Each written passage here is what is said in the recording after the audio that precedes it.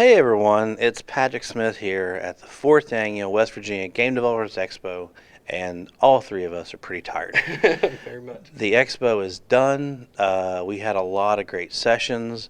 I saw a lot of great exhibitors and did a lot of good interviews with them. And so, Josh, Cory, I wanted to see if you all had final thoughts about this fourth annual Game Developers Expo. I thought it was another successful year. We had a great day Friday. We had a great day today.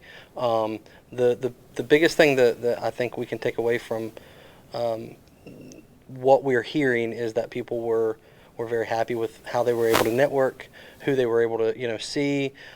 Still, again, as usual, the surprises that like, oh, these games are being made around here. Like people are making very good stuff, and so it's always nice when the new people show up and are able to exhibit, and then we have new attendees that are like, this is amazing that this is being made down the road.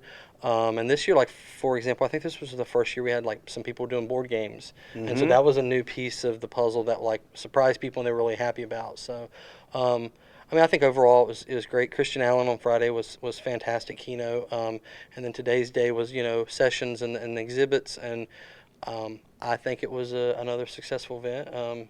So I haven't heard yet. I haven't heard any complaints. Yeah, So I was pleasantly surprised. I mean, well, I shouldn't have expected anything different, but with all the exhibitors downstairs, all the awesome games, thinking about Ugly Monkeys, mhm. it occurred to me that most of the people that have shown stuff here, I don't feel like, I mean, Collapsus, yes, but I don't feel like anyone said, here's my game on a PC. Oh, and by the way, I ported it over here to Android.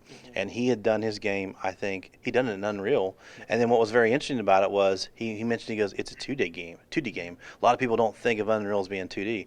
So it was a really cool interview. Jeremy Doolin's game was fantastic and cool. And it's awesome that he like showed me his demo he had from last year Yeah, and what he had for here.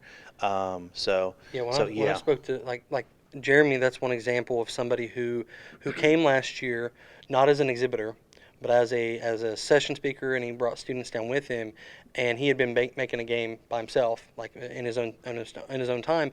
And when he left, he told me when he left last year, his deadline for what he wanted to do was, I want to exhibit next year at this expo, and so he was able. That's why he wanted to show like, here's what I was doing before, here's what I put this deadline on. I wanted to have things rolling and ready, and you could see the drastic difference in what a year took. And I mean, a lot of hard work, but a lot of the networking and the connections he made helped with some art and some other factors in there from what he's been able to do here. So Yeah, he mentioned Julia DeStefano. She did some of his work, and he talked about how like he couldn't do it all, so he contracted out a bunch of stuff. And I think that's a really interesting angle that I haven't heard on interviews that people could take away and really have. yeah, I did an interview earlier, Cory, with some of your freshman students, and I was completely blown away by the level. Yeah, take the mic, man.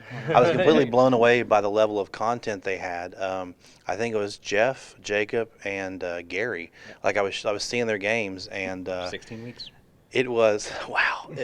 16. That's what they had done in 16 weeks. So it's absolutely amazing. Apparently, we should have been using Unreal Engine sooner. Absolutely. Guaranteed. So it is really good. Do you have any thoughts on the expo as a whole, or what you're planning for next year?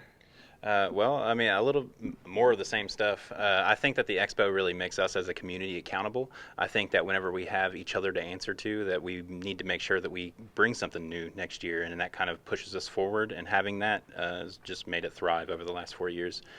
So, I mean, next year, just bigger, better, prettier, everything. More games. Some of that was 16 weeks. I mean, what can yeah, we do in a year? right, exactly. I mean, I think that's something else too. Is it's surprising. It's surprising to me that one of the things that and people told me this was like they were excited to see, oh, we added another team or another studio, and it's just it keeps building on blocks. And it's like, well, I came last year, I wasn't exhibiting, but I wanted to exhibit this year, and I knew I had this deadline. So now it's kind of like this, at least within our this community around here of Yeah. devs. It's like, well, I see this level, I need to be at least at that level or close to that level in a year's time, or as close as possible to that, and I can exhibit, get feedback. And that's the biggest thing, is like there's so much feedback that can be given, because it's, though it's not a 20,000 seat environment, like it's a lot it's a lot more intimate for people to be able to say, "What do you think about my game?" Not like, "Let me stop, play this." 5 minutes later, I'm gone, and you get any feedback from that person. Right. Whereas here, it's more personable. You can ask them, "Hey, what do you think?" And if something breaks, oh yeah, hang on just a second, let me fix it. And it's not a line of, 100 people wanting to try that one game, and so Right. it's we kind of have that nice intimacy still. And I mean, even as we grow, hopefully, of course, if we grew that big, cool. But if not, until then, people can get really good feedback about that kind of stuff. I love the fact that people, I mean, keep on coming back each year. I've interviewed Jack Daniels at Lasso Games for 4 years, and it's awesome to see the progression and the trajectory they've got. And he showed me some stuff today that they had done on Mini Law. Mini Law's shipping in January, and I looked at Mini Law and I was like, it looks so much like more vibrant. He goes, actually, yeah, we went back and did a bunch of touch-up works, new shaders and stuff, and so it's shipping in January. So like we've seen some of these games we've seen their whole progression, and now them going out of early access and going live. It's been awesome. That's kind of what I wanted to add too about Azul Adventures was David Dunphy's game from Ugly Monkey Studio, and he's actually a member of the Unreal Meetup in Huntington, West Virginia. It's the only Unreal Meetup in West Virginia, and How do they get in contact if they want to do it? well, you could find us on meetup.com or twitter.com/UE4WV. Follow us on there, and you'll get updates about when we meet. He had actually had that concept, and that game kind of flourished from a workshop that we'd done, turned into a production game, and now it's actually on the Google Play Store that you can download now. Cool. So this is probably gonna be the first video I post. We've already teased a bunch of cool stuff, so please look forward to seeing all the videos as I get them edited from the different people in the exhibitors hall, as well as the sessions we had this year. But we look forward to seeing you again next year in 2020 for the 5th annual West Virginia Game Developers Expo. So I'm Patrick Smith, signing off. I guess for you gentlemen, saying see you next year.